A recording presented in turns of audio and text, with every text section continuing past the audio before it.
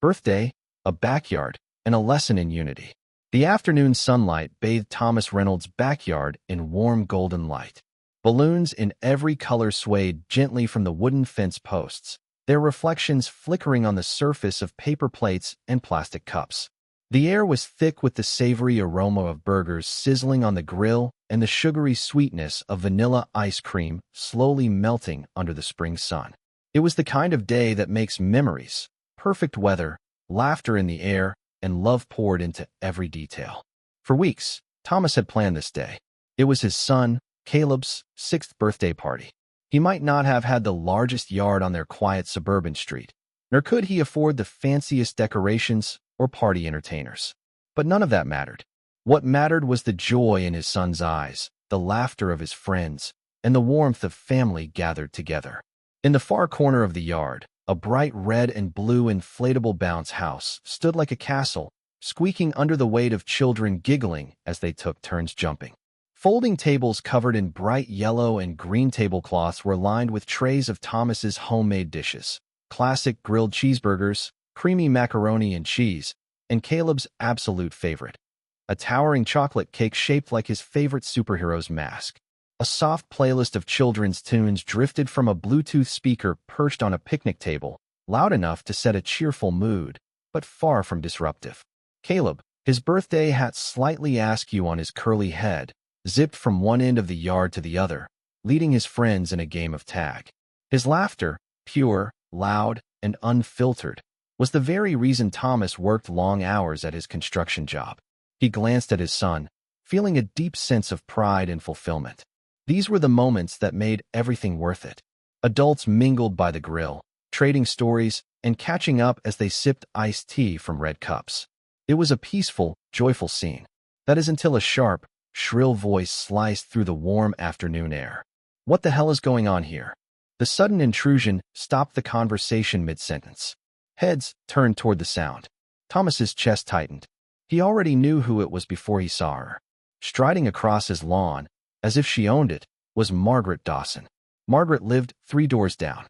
Early 50s, always impeccably groomed, always wearing clothes just a little too formal for the setting.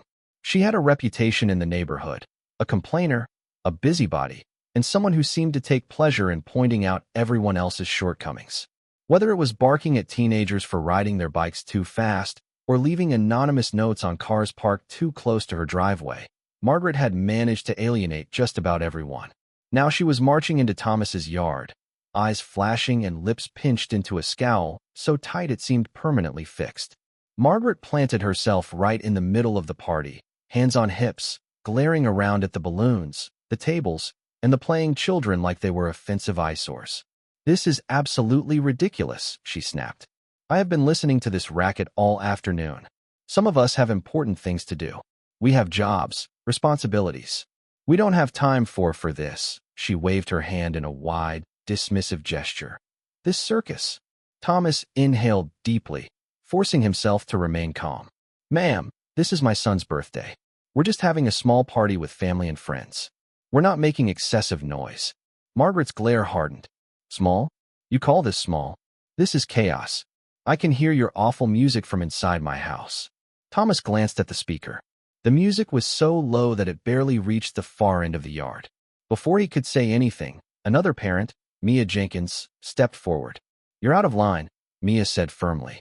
"You can't just walk into someone's backyard and start yelling at them." "Oh, can I?" Margaret shot back, her voice rising. "Maybe I should call the police. Let them come sort out this mess. You people think you can do whatever you want. I'm sure none of you even have a permit for this nonsense." Thomas clenched his jaw. "I don't need a permit to celebrate my son's birthday in my own backyard." Margaret scoffed. "We'll see about that." Her eyes darted to the Bluetooth speaker again. "That noise is unacceptable. I can hear it clear as day. This whole street can hear it." "That's simply not true," Mia replied, crossing her arms. "And you know it." But Margaret wasn't interested in truth. She wasn't interested in reason. She turned back to Thomas, her voice dripping with venom. "You need to shut this down right now," she hissed, "or I'll make sure you regret it." "Go ahead," Thomas said quietly, standing his ground. "Do what you need to do." For a second, Margaret blinked, as if she hadn't expected him to call her bluff.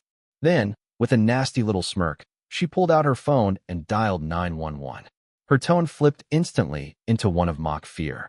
"Yes, officer," she said, her voice trembling with manufactured distress. "I'm at 814 Brookstone Lane. My neighbor's having a huge party. It's out of control.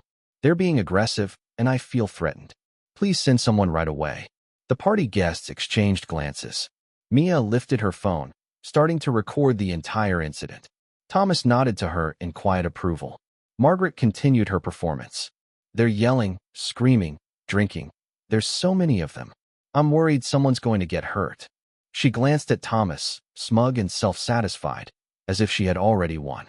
But Thomas didn't budge. "Ma'am," he said firmly, "you're trespassing. You need to leave my property." Margaret's eyes gleamed with spite. "I'll leave when the police get here. I'm not going anywhere until they see what you people are doing." And then, as if sensing she wasn't getting enough attention, Margaret added under her breath, loud enough for everyone to hear, "This neighborhood used to be decent before your kind moved in." The atmosphere changed instantly. A low, shocked murmur rippled through the crowd. Thomas felt his fists clench, his heartbeat pounding in his ears, but he forced himself to stay calm. Caleb, wide-eyed and confused, tugged on his sleeve. "Daddy," he whispered, "what's happening?" Thomas put a steady hand on his son's shoulder. "It's okay, buddy. Everything's okay." But Margaret wasn't done. "I bet you don't even own this house," she sneered. "Probably some government handout." "Figures." Mia's voice, low and furious, carried across the yard. "This woman is out of her mind." Margaret turned on her heel, hissing, "You should all be ashamed of yourselves." She returned to her 911 call, ramping up her false narrative. "Yes, officer, they're threatening me now. I'm really scared." Thomas remained silent. He didn't need to argue. He knew exactly what was coming. 15 minutes later, 2 police cruisers pulled up quietly in front of his house. The kids had all been ushered inside by then, though a few curious faces peeked through the screen door. Margaret practically skipped toward the officers. "Thank goodness you're here," she gushed. "I've been terrorized for over an hour." The 2 officers, one older with a kind but cautious expression, the other younger and more stone-faced, exchanged glances. "Ma'am," the older officer said, "can you tell us what happened?" Margaret launched into her tirade, embellishing every detail. "This dangerous group has taken over the street. They're screaming, playing loud music, causing a disturbance. I tried to ask them nicely to stop, and they got aggressive." Thomas stepped forward, calm and composed. "Officers," he said, "this woman entered my backyard without permission, disrupted my son's birthday party, and has been shouting racial slurs at my family and guests." Mia stepped up beside him, holding out her phone. "We have everything recorded." The younger officer took the phone and began watching the footage.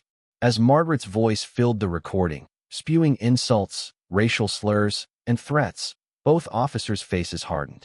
Margaret, realizing the tide was turning, grew frantic. "What are you doing? I'm the victim here. Arrest him. He's the one causing trouble." But the officers weren't listening to her anymore. The older officer handed Mia's phone back and turned to Margaret. "Ma'am, you're trespassing. That's a crime. And filing a false police report is another." Margaret paled. I didn't mean, I only wanted." The younger officer pulled out his cuffs. "Turn around, ma'am." Margaret took a step back. "You can't do this. I pay taxes. This is my neighborhood." "Turn around," the officer repeated. Margaret made one last desperate move. She swung her arm toward the officer. It was over in seconds. She was pinned to the ground, handcuffed before she could scream another word. "You're under arrest for trespassing, filing a false report, and assaulting an officer," the older officer said evenly. Margaret's shrieks echoed through the street as she was marched to the cruiser. "You'll regret this. I'll sue. You'll all pay for this." The car door slammed, silencing her. Thomas exhaled. His son slipped his small hand into his, and he gave it a reassuring squeeze. "It's over, buddy," he said softly. And it was. The party resumed soon after, with neighbors staying longer than planned, offering support and kindness. And by that evening, Margaret's meltdown was all over the internet. The footage went viral. Entitled "Woman Calls Cops on Family, Gets Arrested Instead." Memes, news stories, and commentary flooded social media. Within days, Margaret had been fired from her job and publicly condemned. But the real victory wasn't her downfall. It was the way the community came together afterward.